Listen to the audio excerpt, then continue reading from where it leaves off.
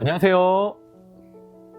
피부에 답을 드리는 앤서쌤입니다. 어느 순간 거울을 보면 얼굴이 어두워지고 검버섯 같은 것들이 생기고 없던 기미도 올라오고 있습니다. 모든 사람들이 나이가 들면서 어느 정도는 경험하는 자연스러운 변화지만 자꾸 신경 쓰입니다. 그래서 피부과를 찾아오시겠죠.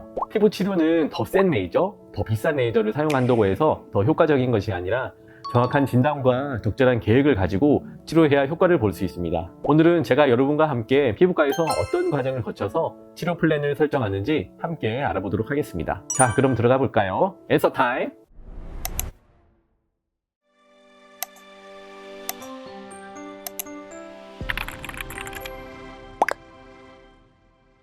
첫째로는 진단을 내리는 과정입니다. 색소 질환은 육안만으로 판단하기에는 어려운 질환들도 있습니다.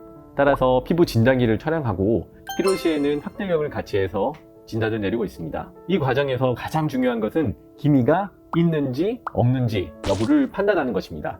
피부 진단기를 통해서 육안으로 보이지 않는 숨은 기미를 찾아낼 수 있는데요. 다만 20대에서는 진단기상에서도 숨은 기미가 나타나지 않는 경우도 있습니다. 색소 이외에 편평사마귀, 지루각화증, 점이나 비립종, 피지샘 증식증 같은 병변을 체크하는데요. 이러한 병변들은 색소 레이저를 사용하지 않고 어뷸 야그 레이저나 CO2 레이저 같이 피부를 소작해서 날려버리는 레이저를 사용합니다. 다음으로는 혈관 여부를 체크하는데요. 얼굴에 혈관이 많이 있으면 피부색이 균일하지 않고 어두워 보입니다. 이런 경우에는 혈관을 쪼그라뜨리는 레이저가 도움이 되고요. 홍조 개선에도 도움이 됩니다. 다음으로는 질환 여부를 체크해야 되는데요. 루푸스, 주사, 아토피 피부염을 가지고 계신지의 여부는 치료에 많은 영향을 줍니다. 적절한 피부과적인 치료 이후에 레이저를 해야 할 수가 있습니다.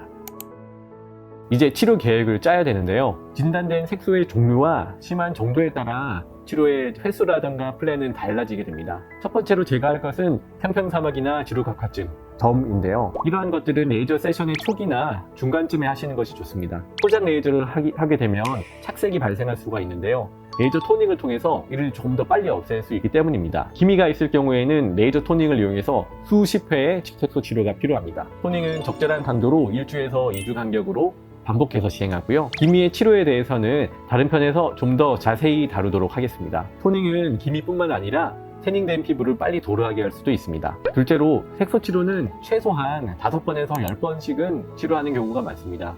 짧은 회차에 강하게 할수록 부작용의 발생 가능성이 높기 때문이고요. 주근깨와 같은 표피성 색소만 있으면 딱지를 일으키는 식으로 표피 쪽으로 강하게만 치료하기도 합니다. 세 번째로 컨디션에 따라 얼굴 색조 변화가 많이 심하신 분들은 얼굴 부위에 혈관 확장과 홍조가 있으실 텐데요. 이러한 경우에는 단순 색소 치료만으로는 원하는 만큼의 얼굴이 밝아지지 않을 수가 있습니다. 그래서 혈관 레이저를 병행했을 경우에 얼굴이 밝아지는 시너지 효과가 있습니다. 오늘은 색소 질환의 진단 과정과 치료 계획에 대해서 간략하게 알아보았습니다. 정확한 진단이 이루어진 후에 피부 상태에 맞는 맞춤형 치료 계획이 세워지는 것이 얼마나 중요한지 다시 한번 강조하고 싶습니다. 그럼 오늘의 앤서 타임은 여기까지 하겠습니다. 구독, 좋아요, 알림 설정까지 부탁드립니다.